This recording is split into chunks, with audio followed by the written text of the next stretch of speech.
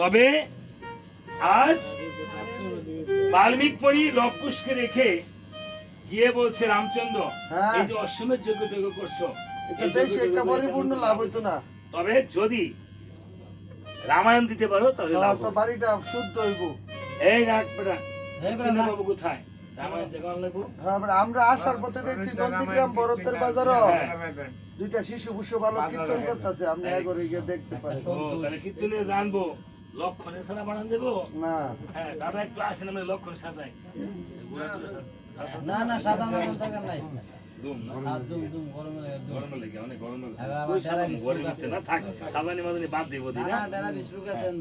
এবার বলছে লক্ষণ যজ্ঞের বর্ষখানা নিয়ে চলছে। বালক জন বসে কীর্তন করছে দেখা যায়। বালকগণ তোমরা নাকি করতেন রামায়ণ কীর্তন। রামচন্দ্র বসে যেতে এখন। তুমি কে?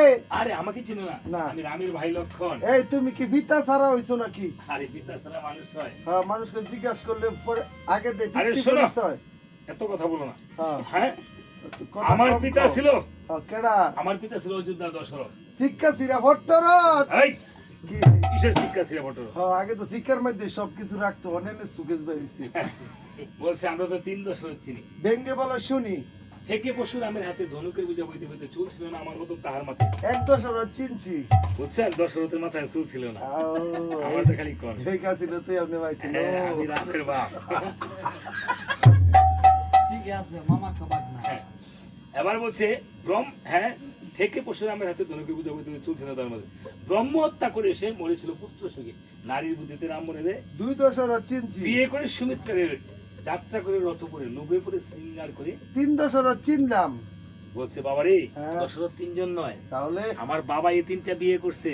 তোমার বাপের তো একটা বেশ লোক, 3টা বিয়ে করছে। এটা আবার তুমি জামালপুরে কইতাছো? খুব মান সম্মান। এটার কারণে মনে হয় বৃষ্টি হচ্ছে। এই বিয়া কি করা খারাপ? খারাপ হই 3-4টা বিয়া করা খারাপ। 3-4টা বলে খারাপ হই বুঝাই। হ্যাঁ তো এলেরে করাই দেন। আরে এটা টাওয়ার হয় না আসলে। হ্যাঁ টিউব করা মাইয়া মাই দেখলো আসলে যদিও বহিরঙ্গে হাস্যরস, অন্তরঙ্গে বিয়ে কিন্তু 3টে, জন্ম মৃত্যু বিবাহ, তাই না? যাক বলছে তোমার বাবা বিয়া 3টা করুক আর 10টা করুক, আমগো কোনো সমস্যা নাই। তোমাদের কি লাগবে তাড়াতাড়ি বলো। আমগো দিয়া যদি কীর্তন করাও, আমরা প্রথমে আমগো টিয়া পয়সাকে ক্লিয়ার করব। তারপরে রামচন্দ্রের মাতা ঠাকুরানীদেরকে আমার পিছনে বন্ধক রাখতে হবে। যা বেটা দুষ্ট জানি কুলাঙ্গার, আমাদের মাকে বন্ধক রেখে কীর্তন করাবো? তাহলে চলে যাও, তোমাদের মতো কীর্তন না দরকার। যাও যাও যাও গো, আমরা যাইতাম না। তোমরা বিদ্যা মিদ্যা কি রাইছো? যজ্ঞের ঘোড়াটা ধরছে, বলছে এই বেটা এ বেটা সুরাগুরের প্রথম নেতা আম নাই, কার বাপের ঘোড়া লয়ে যাস? লক্ষণ একদিকে, লক্ষণ টানতাছে আরেক দিকে। 2.5 ইঞ্চি বড় হয়েছে কানাডা নিয়ে। ঘোড়া খালি বলে আমি বলছে 1 ডাকের বেশি 2 ডাক দেব না। যার ঘোড়া হবে তার ডাক দিবে যার। লক্ষণ ডাকতেছে ঘোড়া এদিকে ফিরায়, ঘোড়া এদিকে আসেই না, খালি ফাও খালি লড়াই। এবার লক্ষণ যখন অশ্ব বলে ডাকিতে লাগিল, লক্ষণ মানে প্রণাম করিল। লক্ষণ মলিন মুখে বিদায় নিয়ে চলে গেল। সুন্দর মতন কইরা সুঙ্গা মুখ আবার কেমন আজিপুরে সন্তোষের মুখটা দেখছেন না? এরকম আজটা দিলে পুরা কক্সবাজার দিয়ে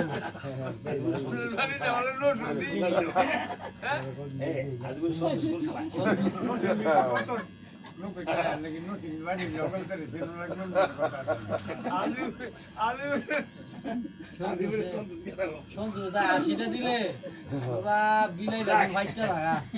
এবার বলছে ঠিক আছে, ঘোড়াটা দিয়ে দিয়েছে। গিয়ে বলছে কীর্তনী আনতে পারলাম না। বাল্মীকি বলছে আমি ছাড়া কীর্তনী আসবে না।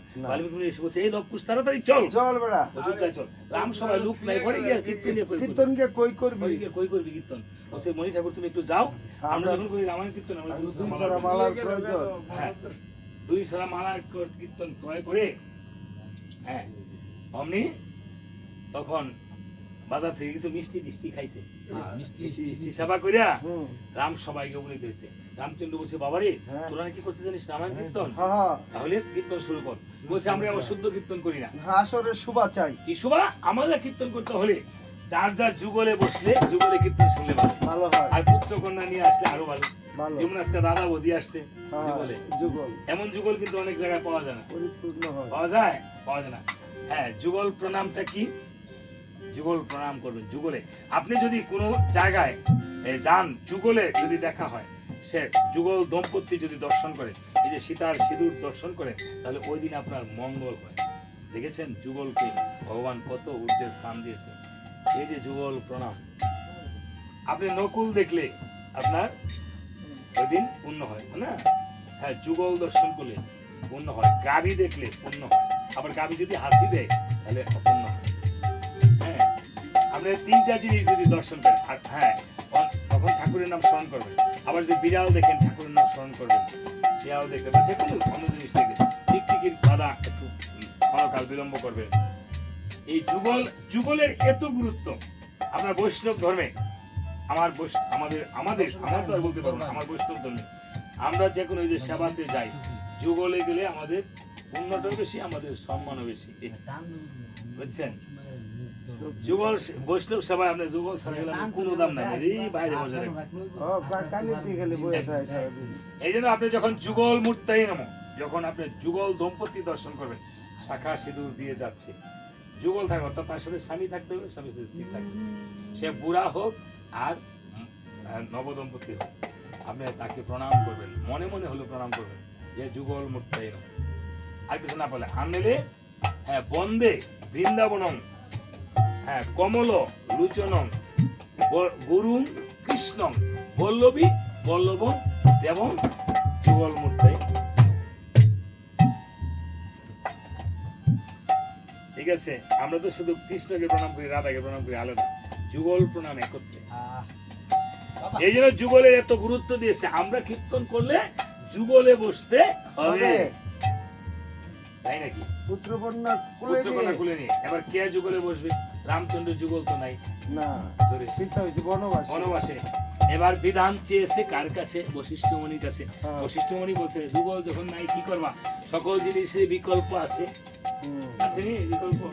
না থাকলে বলো বিকল্প কি? ওই যে স্বর্ণ সীতা বানাইছো, এই স্বর্ণ সীতাই না বাও। আর তোমার শিষ্যপুত্র হনুমান, এখানে আবার শিষ্যপুত্রকে অনেক মান দিয়েছে, প্রাধান্য দিয়েছে।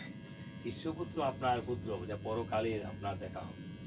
এই পুত্রের সাথে আপনার ইহকালে জমি জমা নিয়ে ফেস, পরকুলের পুত্র শিষ্যপুত্রের লাগে কোনো জমি জমার কোনো ফেস নাই, কোনো লোভ নাই। লোভ আছে কোনো না। তাহলে হনুমানকে বসাইছে, রামচন্দ্রকে বলছে প্রভু গো তোমার বামে কাকে বসাইছো? স্বর্ণ সীতা। তোমার পিছনে তারা কে? আমার মাতা ঠাকুরানী। আর তোমার কুলে কে? শিষ্যপুত্র হনুমানকে বসেছি।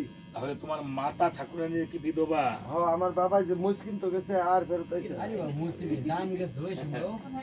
তাহলে কি কথা বলবো, রাগ করবো না তো? না না না। স্বর্ণ দিয়া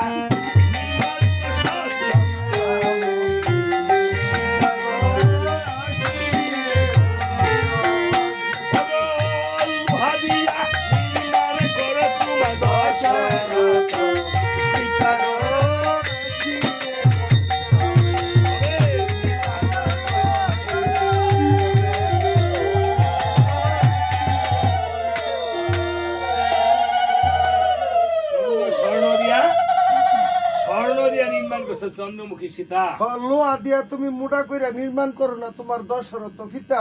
এই বেটা এটা যে কই বলছ না, হ্যাঁ হ্যাঁ, লোহা দিয়া বলে বাপ বানাইতো। হ্যাঁ, লোহা দা যদি মোটা করে আপনি আপনার বাপেরে বানাইলন, আপনার মায় কোনো সময় আর বিধ বইতো না। খালি পয়লা বৈশাখে আপনি শিরিষ কাকুদানে বসিয়া পরে খালি রং করে দিবেন। সন্তোষের বউরে বলে তো দরকার আছে। কই কি তো দাঁত নাই, কই কি না কি কইতাছে, কই কি কি কয় দাঁত নাই গে তো কোন ফুলে কোন ভকিয়া লোহা দা বলে আগুন বানাইতো, স্বামী বানাইতো। হ্যাঁ, লোহা দা স্বামী বানাইতো। হ্যাঁ, মানে কথাবার্তা বালা করে কইতা এগুলি কোনো কথা নাকি? কইনা আমি তারা চলে গেছে। রামচন্দ্র বলছে যে বাবা রে, আমাকে কেন ধিক্কার দিস? তোরা বল, তোরা কে? তোরা কার সন্তান? পিতা যদি পুত্রের কাছে পরিচয় চায়, এর চেয়ে দুঃখ কি আর আছে? আজকে লবকুশার চোখের জল রাখতে পারছে না, কেঁদে কেঁদে বলছে ওহে পরিচয় কি ওহে তোমারে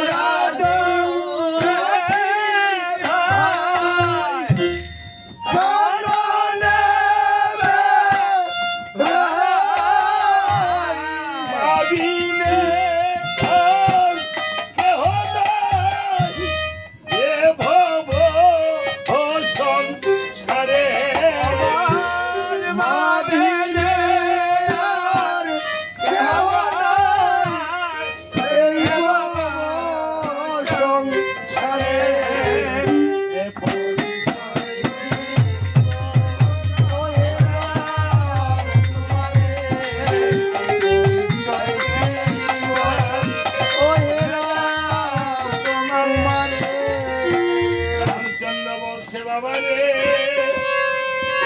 এই জগতে তো আমারও কেহ নাই রে বাবা। একবার আমার কোলে এসে আমার স্থাপিত প্রাণ ফিরিয়ে দিয়ে দে রে বাবা।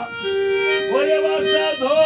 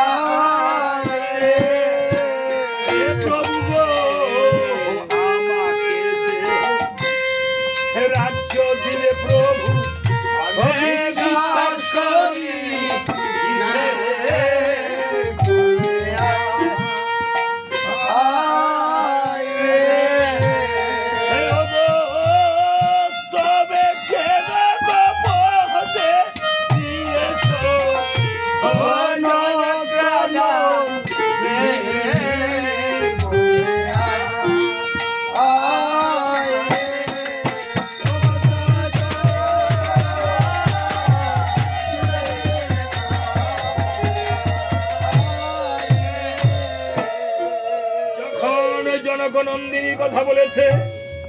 এবার রামচন্দ্র কেঁদে কেঁদে বাল্মীকি মুনিকে বলছে, মণি ঠাকুর আমাকে বলে দেন এই পলক দুটি দেখা যাচ্ছে আমার অন্যের মতো, সীতার নয়নের মতো, ওরা কি আমার বংশধর? বাল্মীকি মুনি বলছে, রাম যেই সীতাকে পঞ্চমাসে গর্ভবাসে দিয়েছো তুমি বনবাসে, এই সীতার ঘরে এই যুগলনন্দন, এই হলো আমার কুশ। এভাবে যখন পিতা পুত্রের পরিচয় করে দিল, কেঁদে কেঁদে বলছে, বাবা একবার আমাকে পিতা বলে যা।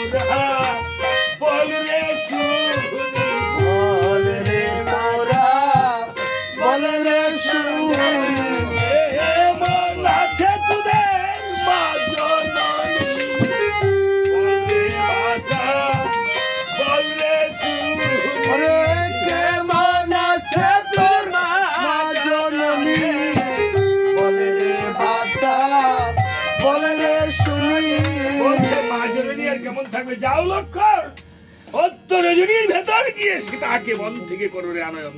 যদি না আনো তাহলে কাল এসে আমার মরা মুখ দেখবে। লক্ষণ গিয়ে বনে গিয়ে মা মা বলে ডাকছে। মা তোমাকে আদেশ করেছে প্রভু নিতে।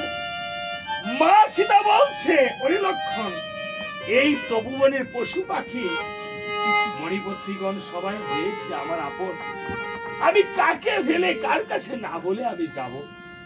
আজকে যেমন এই রামকৃষ্ণ বনে বনে সবাই আপন হয়ে গিয়েছিলেন, তো আপনারা সে কি হয়ে মৃত্যুবরণ করেছে, কি হয়েছিল? অসুস্থ হয়েছিল, কি অসুখ হয়েছে? হয়তো কারো কাছে বলতে পেরেছে, কারো কাছে বলতে পারে না। আমিও যাবার বেলায় হয়তো জানি না, কারো কাছে বলতে পারবো বা পারবো না। সীতাদেবী বলছে, এই বনবাসী জীবন আমার যেন আর না হয়। এই পৃথিবীতে যে আমরা আসছি বাবা, এটাই তো আমাদের বনবাসী জীবন, রাইট। এটাই তো বনবাস। এই বনবাসে আর যেন আসতে না হয়, এই জন্ম মৃত্যুর আবর্তের চক্রে আর যেন আসতে না হয়। সীতা দেবী তাই মণিবন্দিগণের কাছে বিদায় নিচ্ছে, আমরা বিদায় নিচ্ছি মা। আর বিদায় নিয়ে যাবে আজকে কে? এই রামকৃষ্ণ। এতক্ষণ উনি শুনছে তো, বায়ুমণ্ডলে চলে যাবে। আর দেখা আপনাদের সাথে আমারও হতে পারে, আর নাও হতে পারে, আর ওনার সাথে দেখা হবে। তাই সীতা দেবী বিদায় নিচ্ছে, জানেন কিভাবে? ওরে বিদায়ের কালে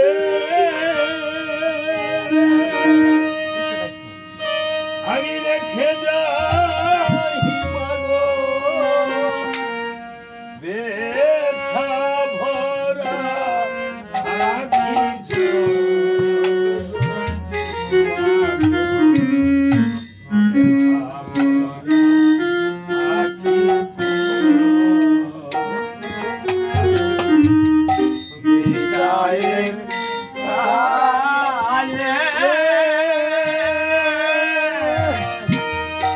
রেখে যাই মাগো ব্যথা ভরা আখি জল গো মাগো ব্যথা ভরা আখি জল। জানি না মাগো হবে হবে দেখা, জানি না মাগো কবে হবে দেখা, হে মুসাবে আখি জল গো মাগো ব্যথা ভরা আখি জল। বিদায়ের কালে রেখে যাই মাগো ব্যথা ভরা আখি জল গো মাগো ব্যথা ভরা আখি জল।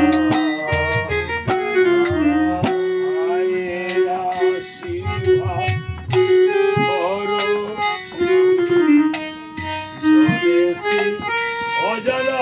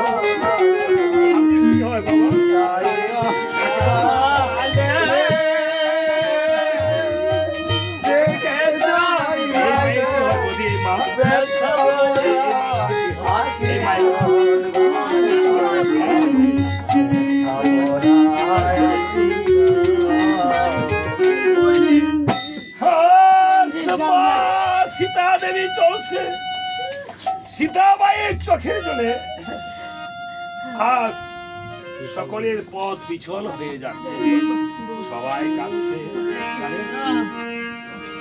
সীতা দেবী আবারও কাঁদছে বিদায় দিয়ে, ভগো এবার বিদায় দাও গো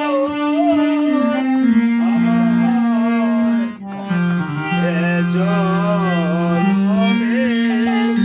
মতো। এবার বিদায় দাও গো আর এ জনমের মতো বিদায় এবার বিদায় দাও গো আমায়, এ জনমে গো এবার বিদায় দাও গো আমায়, এই জনমের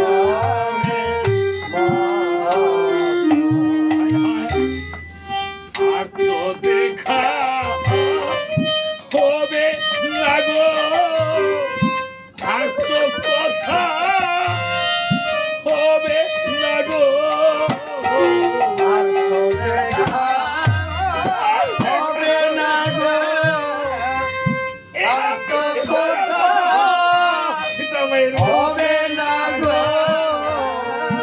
আর তো দেখা হবে না গো,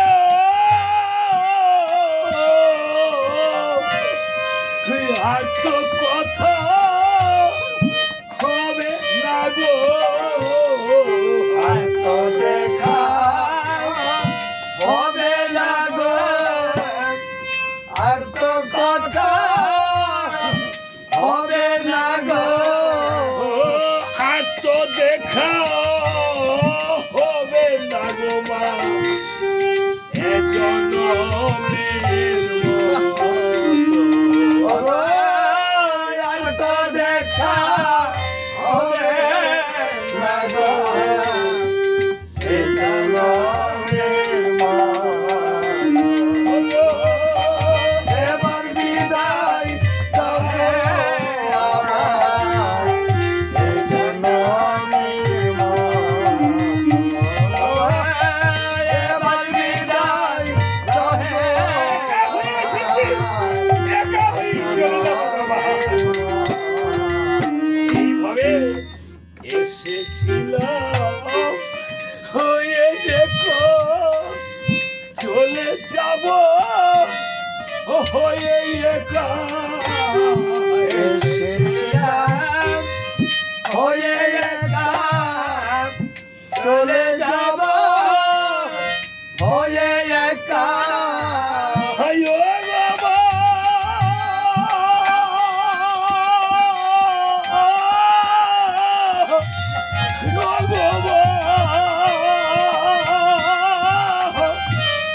ও গো আমার ভক্ত গো,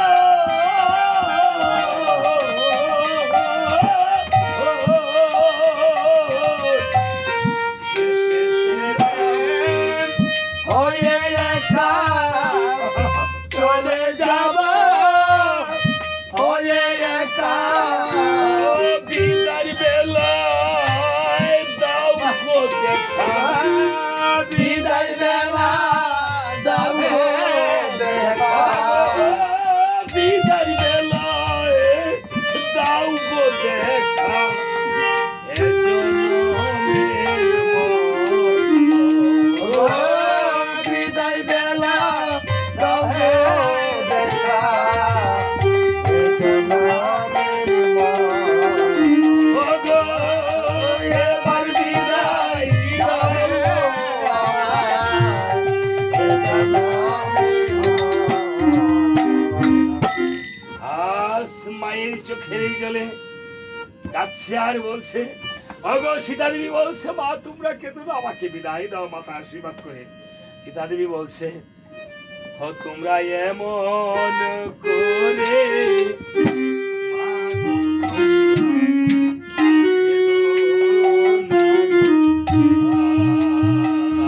রায়ে মন করে মারো তোমরা, কে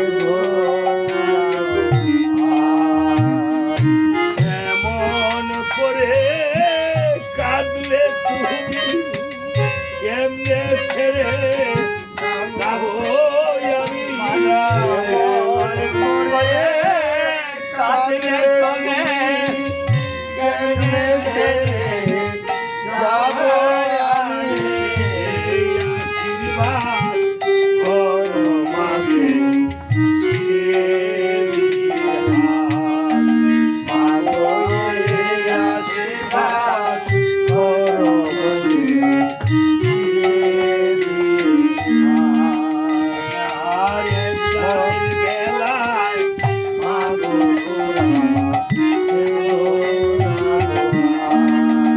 আমার গায়েরা মাগো তোরা কেউ না